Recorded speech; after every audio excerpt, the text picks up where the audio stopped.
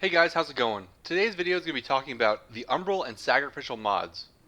If you haven't played the Sacrifice quest, there's going to be some light gameplay spoilers in this, so if you want to remain completely spoiler free, I just wanted to give you a quick heads up. But let's get into it. So first, when looking at these mods, I'm going to talk about how they work, what makes them so strong, and then I'll talk a little bit about how I use them in builds and give my thoughts about the mods as a whole. So to get the Umbral and Sacrificial mods, all you need to do is complete the Sacrifice quest and you'll automatically be awarded them. These mods initially come at rank 5, and similarly to Prime mods, they can be ranked up to rank 10, costing up to 40,000 Endo and a couple million credits. And because they've given us 5 of these, to rank all of them to rank 10 would cost about 200,000 Endo. So if you're like me and you haven't really been saving up that much, you're definitely in for a bit of an Endo grind. And if you do need help with either credits or Endo, I did make 2 comprehensive guides on both that you can check out on the channel. But if you take a look at the new Umbral and Sacrificial mods, they should look very familiar to you, as they're all based on pre-existing mods. The Warframe mods that they've upgraded here are Vitality, Steel Fiber, and Intensify, and the melee mods are True Steel and Pressure Point. The main difference for these mods versus regular Prime mods is that they are part of sets, similar to the sets that can be found on the Plains of Eidolon. However, these sets are different from the sets we already know that give you an increasing set bonus depending on how many you have equipped. The Umbral and Sacrificial mods enhance each other's values depending on how many of the mods you have equipped. I think the best way to show this is simply to look at the stats table they have on the wiki. You can see here that depending on the mod's rank and how many of the set you have equipped, the value will increase. Currently, the Umbral mods have a total possible 3 set bonus, and the Sacrificial mods have a 2. The Umbral mods are the Warframe mods, so you see here with Vitality, at rank 10, it gives you 440% additional health. This is the same value that you get from a normal max rank Vitality. But if you were to equip either the Steel Fiber or Intensify Umbral mods, that bonus would increase to 550 and then again to 770 at max. This means that by equipping multiple of the Umbral mods, you can give your Warframes and melee weapons much higher bonus values than you could with normal mods. It's also good to note that the Umbral mods give you additional tower resistance.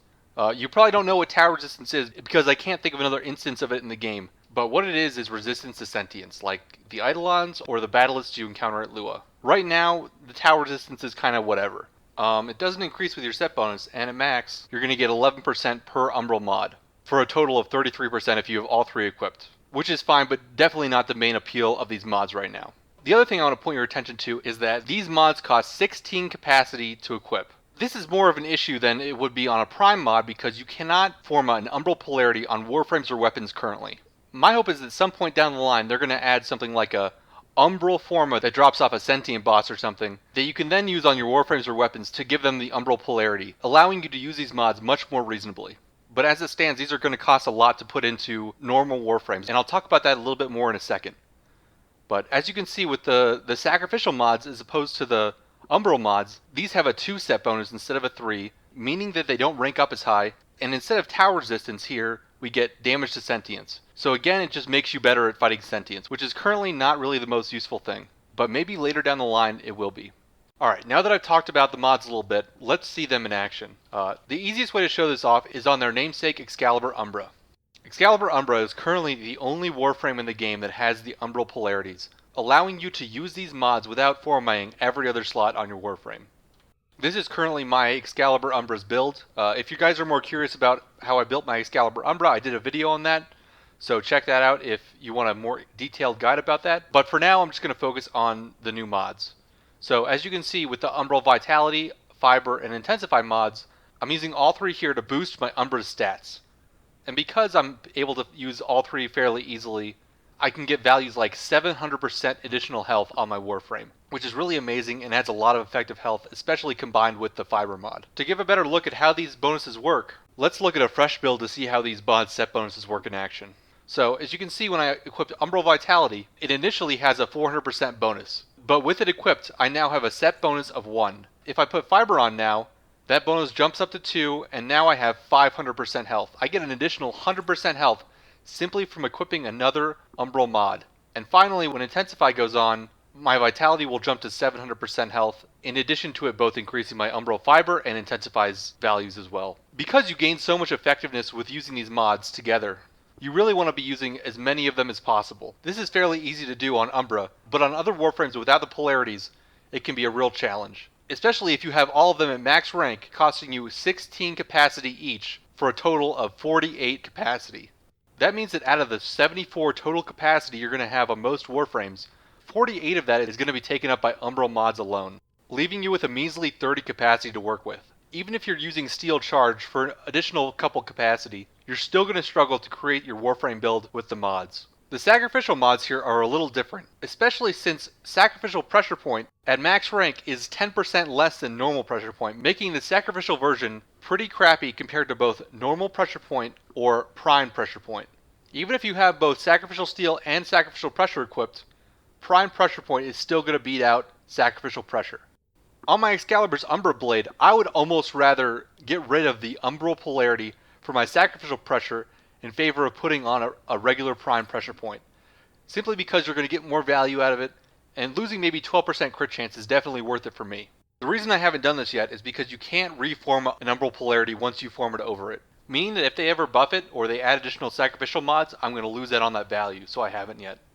Sacrificial Steel, on the other hand, is much better than its counterpart, True Steel, where a max rank True Steel will give you 60% crit chance, a max rank Sacrificial Steel is going to give you 88%. And on most melee builds, I think running Sacrificial Steel is definitely worth maybe throwing an extra Forma into your melee weapon. Most melees don't use a ton of capacity, and the ability to get extra crit is always nice. If you do want to design a Warframe or melee build to use the Sacrificial and Umbral mods, I would suggest building an extra Warframe. Because in order to fit everything you really want, you're probably going to have to format every other slot on your Warframe down to the Exiles. Meaning that build is going to be specifically tailored to using the Umbral mods. Personally, for me, I don't think this is worth it. Using these Umbra mods on non-Umbra Warframes is not going to give me enough value to justify the crazy Forma investment. I have seen some other YouTubers make some cool Warframe builds using these Umbral mods on non-Umbra Warframes. And if you're curious about that, I'd check that out. Off the top of my head, I know Tactical Potato has put out a couple videos about this.